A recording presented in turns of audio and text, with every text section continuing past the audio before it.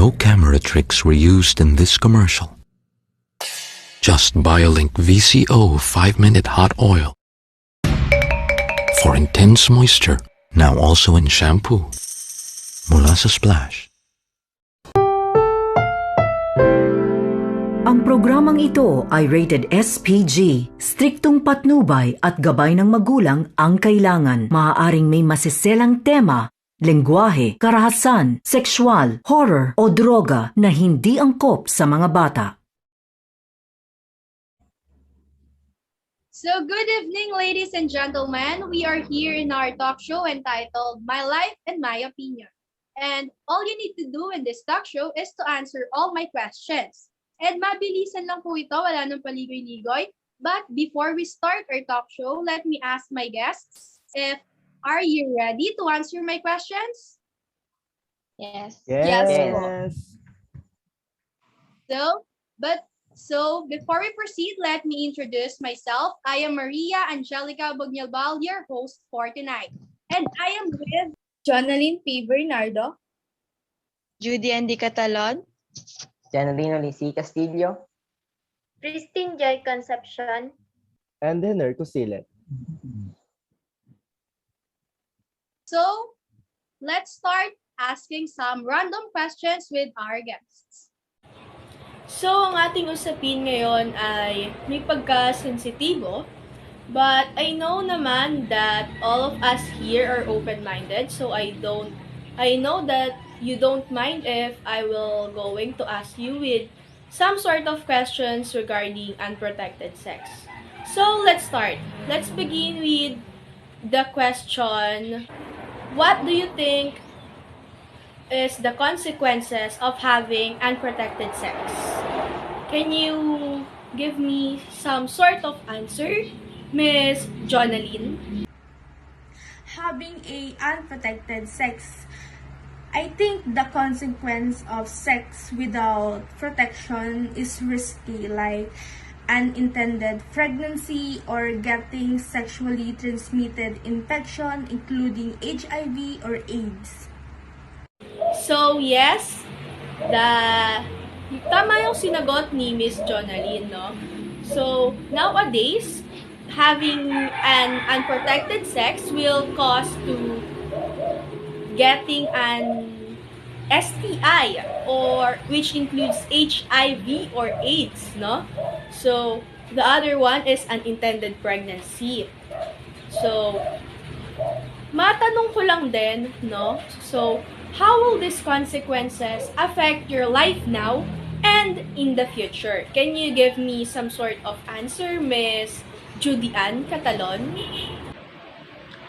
If I am in the situations that I am going through right now in having an unintended pregnancy, sexually transmitted infection including HIV and AIDS, it cause of unprotected sex, it is an increased risk of problem that I have a possibility of having an unhealthy behaviors or delay of health care during pregnancy, and also it cause a health problems for my body during and after pregnancy.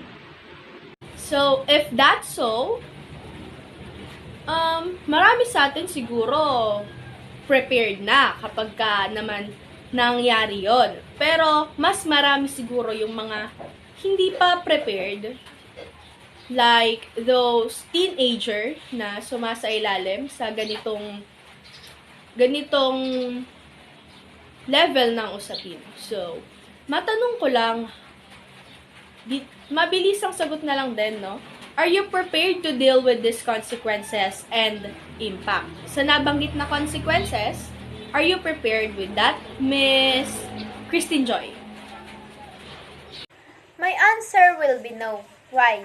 Because we all know that facing a consequence has a big impact in changing our life forever. Dealing the consequence in having a STD or unintended pregnancy in our age will affect our mental and physical health. And also, as this age, we are not mentally prepared to these cases because We are living in a society where we need to live and meet the expectation of other people in ourselves and life. So, thank you. So, if you are not prepared, then if this happened even if you're not prepared, may I ask, would you mind if you answer my question? How will you deal with the consequences? We can deal these consequences like the STD or unintended pregnancy by being knowledgeable in the right thing to do and to seek a professional help with other people that have knowledge in that case. And also, being mentally and physically prepared in all the opinion that you might hear, even it is positive or negative opinions. So, thank you po sa mabilisang pagsagot ninyo sa aking katanungan. So, in this other portion, since natalakay na rin natin ang unprotected sex, matanong ko lang kung dito ba sa ating virtual talk show ay may natutunan ba kayo? Can you answer me, Mr. Henner? I learned from this exercise that no one and nothing benefits unprotected sex. It's either you'll become a young parent or you will have a sexually transmitted disease. We, as an individual and as a part of community, whereas these consequences are relevant to us, should be more educated about this kind of matter. Because I believe, if we take an action on educating others about this kind of social issues, we will have a community where teens are enjoying their lives as they are meant to do. So, eto naman, hindi naman sa pagiging marites, or ano ba ang tawag dun sa isa, basta. So, in your peer group, do you know anyone who is pregnant or who is currently malapit na magkaroon ng baby, ganon, So, what this person face? So, what issues does this person face? Ano kaya ang mga kinaharap niyang mga struggles sa life? So, sino ang sasagot dito sa ating katanungan? Okay, Miss Judian. When in grade 12, I have a friend, but not that very close friend. She is 18 years old and she have issues about the pregnancy or an intended pregnancy because of the unprotected sex that we call. She faced a problem, especially when she is grade 12. Before the end of the school year, she have a feeling that she is pregnant, but she just keep it and she cannot talk about the issue.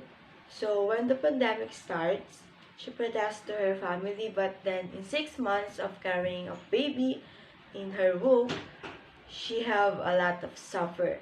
But it is not worse, it is bleeding because it a cause of stress. She think that if her baby came out, it is healthy or not, it is safe or not, because the doctor said the baby is have a possibility that have a unhealthy body and unhealthy status because of the unintended pregnancy. Thank you, no? Masyado nga naman sigurong nakakalungkot na, pero syempre, we can say na blessing din naman siguro yung baby, no? Blessing naman talaga. And so, in this last question dito sa ating talk show, no? Matanong ko na nga lang, kung sino ba dito, kung paano nyo ba matutulungan yung mga kaibigan nyo na pregnant or kuha ng STI or sexually transmitted infection dahil nga sa pagkaka-involve sa unprotected sex. So, can you answer me this last question here in our talk show, Chan Rinoli?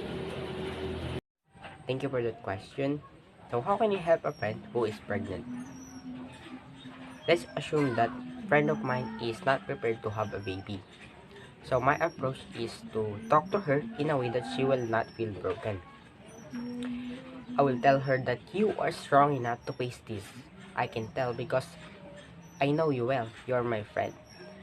Sometimes in life, there comes an event that we are not prepared to. But the only thing we can do is to accept it. You being pregnant is a blessing in disguise. You know God will not give you a certain thing without a purpose. Everything happens for a reason. That's all. Thank you. So, thank you for answering me, guys. I hope this virtual talk show give us many information as well as knowledge regarding having an unprotected sex. So, nowadays, this topic is matinding, masyadong laganap, Maraming nakaka-experience dahil nga sa paglobo ng teenage pregnancy, Karamihan is mga teenager nga ang nakakaranas ng unprotected sex. So, siguro bilang teenager na rin, parang let us bear in our mind na kung ano man yung mga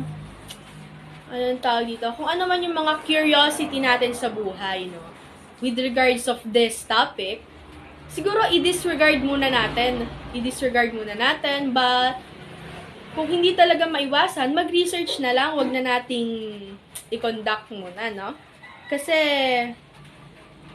if we are just a student, so paano ba nga na, parang medyo mahirap. Pero syempre, sabi nga natin, hindi naman ito may mga taong hindi ginusto dahil may mga taong hindi ginusto or aksidente nga daw ang nangyari. Pero if you can experience this type of topic, maging maingat na lang tayo sa mga susunod. Tingnan natin yung mga symptoms, kung meron ba tayong nararanasang symptoms of STI. So, let us take care of ourselves and also our partners. So, thank you for being with me in this virtual talk show entitled My Life and My Opinion. So, and this is the end of our talk show. So, thank you everyone once again. I am Maria Angelica Bugnalbal, your host for tonight.